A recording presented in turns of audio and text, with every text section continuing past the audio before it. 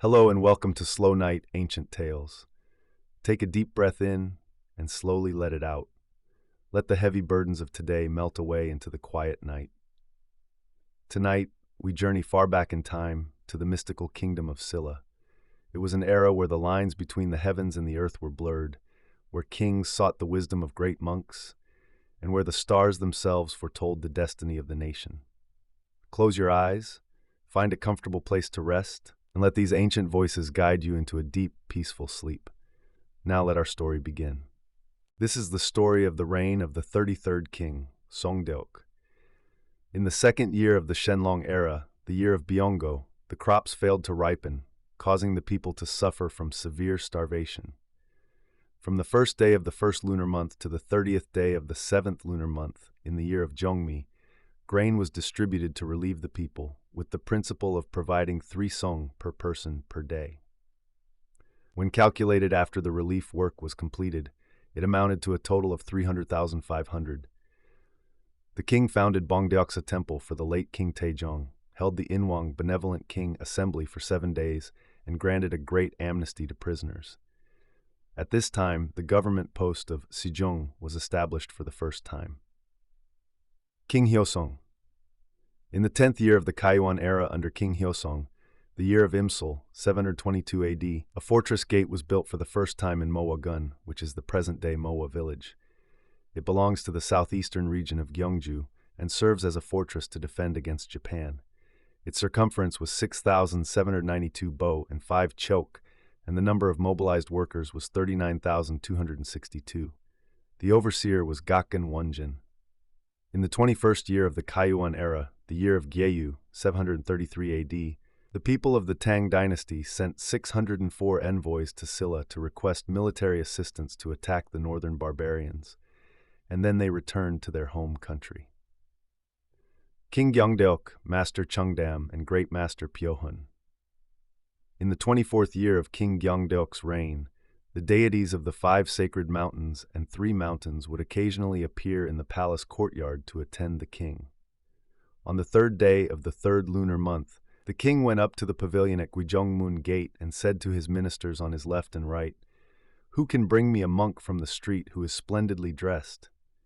Just then, a monk with a dignified presence and clean robes was walking by.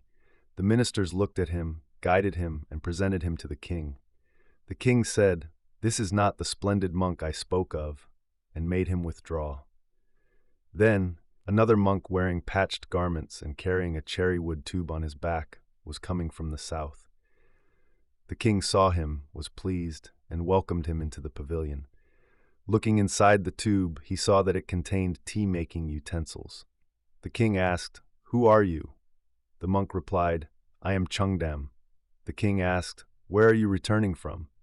The monk answered, "Every year on the 3rd day of the 3rd month and the 9th day of the 9th month, I brew tea and offer it to the world-honored Maitreya at Samwaryong on Namsan Mountain. I am on my way back from offering that tea today." The king said, "Could you share a cup of tea with me as well?" The monk then brewed and offered the tea. Its taste and aroma were extraordinary, and a wondrous fragrance filled the teacup. The king said, "I once heard that the sanoga you composed in praise of Kipparang is profound in its meaning. Is that true?" He replied, "Yes, it is." The king said, "If so, please compose an Onminga, song of peace for the people, for me to bring peace to the people." The monk immediately obeyed the royal command, composed the song, and offered it. The king found it beautiful and intended to appoint him as royal preceptor, but the monk bowed twice and firmly declined to accept it. The length of the king's royal member was 8 chan. Having no son, he deposed the queen and bestowed upon her the title of Lady Saryang. His subsequent consort, Lady Manwol, whose posthumous title as Queen Dowager Gyeongsu, was the daughter of Gakkan Wichung. One day the king summoned the great monk Pyohun and said, "I am lacking in fortune and have not obtained a son to succeed my lineage. I pray that you, great monk, entreat the heavenly emperor to grant me a son." Pyohun ascended to the heavenly emperor, made the request, returned, and reported, "The evenly. Emperor said that if you ask for a daughter, you may have one immediately, but a son is not suitable." The king said, "Please change the daughter into a son." Pyohun ascended to heaven again and pleaded. The heavenly emperor said, "It can be done, but if you obtain a son, the nation will be put in peril." Just as Pyohun was about to descend, the heavenly emperor called him back and said, "The boundary between heaven and humanity must not be disrupted.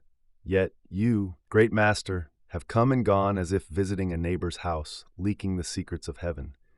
From now on, you shall no longer be permitted to travel between them." When Pyohun returned and delivered the will of heaven, the king said, "Even if the nation falls into peril, it will be enough if I can obtain a son to continue my lineage." Thus, Queen Manuel gave birth to a crown prince, and the king was deeply overjoyed. In the year the crown prince turned 8, the king passed away and the crown prince ascended to the throne. This was the great King Hyegong. Because he was young, the queen dowager ruled as regent from behind the veil, but the government was not properly managed. Thieves rose up like swarms of bees, leaving no time to defend against them, thus fulfilling the words of Master Pyohun.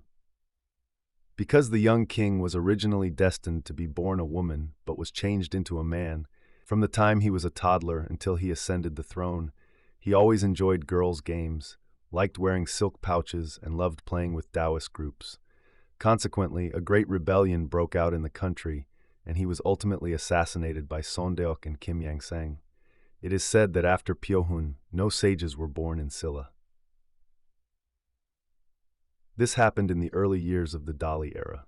The land east of the main hall of the Gwangju government office gradually sank and became a pond, measuring 13 chok in length and 7 chok in width. Suddenly, 5 or 6 carp appeared and successively grew larger, and the pond expanded accordingly. In the second year of the Dali era, the year of Jeongmi, a heavenly dog, Meteor, fell south of the eastern pavilion. Its head was the size of a jar, and its tail was about 3 chok long. Its color was like a burning fire, and heaven and earth shook completely. Also, in this same year, out of 5 young of rice paddies in Gyeongdeok, all the rice grains formed into ears. In July of the same year, 2 stars fell to the ground in the middle of the northern palace courtyard, and then another star fell, so all 3 stars sank into the ground. Prior to this, 2 stems of lotus blossoms bloomed in the latrine north of the palace, and lotus flowers also bloomed in the fields of Bongsongsa Temple. A tiger entered the capital city, Gyeongsong. People chased after it to find it, but lost it. Countless sparrows flocked to the pear tree at the house of Gyeongdeok. Because the second volume of the Samguk Yusa, Military Strategies for Pacifying the Nation, stated that a great rebellion would arise among the armies of the world, a great amnesty was granted, and the court reflected upon itself while cultivating body and mind. On July 3rd, Gyeongdeok launched a rebellion, causing a massive conflict as the royal capital, the 5 provinces and counties, and the 96 Gyeongdeok fought against one another. Gyeongdeok's family was ruined, and his family's wealth, treasures, and silks were transported to the royal palace.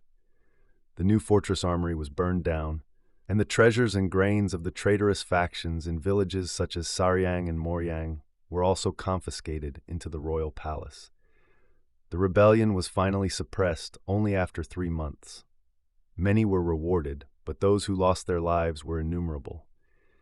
This was exactly what Master Pyohun had previously spoken of when he said the nation would be put in peril. The ancient kings, the great monks, and the mystical signs from the heavens, they have all faded into the gentle flow of time. But the same stars that once watched over the palaces of Silla are watching over you tonight. As the echoes of these ancient tales slowly drift away, may your mind find true peace. Leave all your worries in the past and let a deep, comforting rest wash over you. May your dreams be as tranquil as a calm, ancient night. Sleep well, and good night.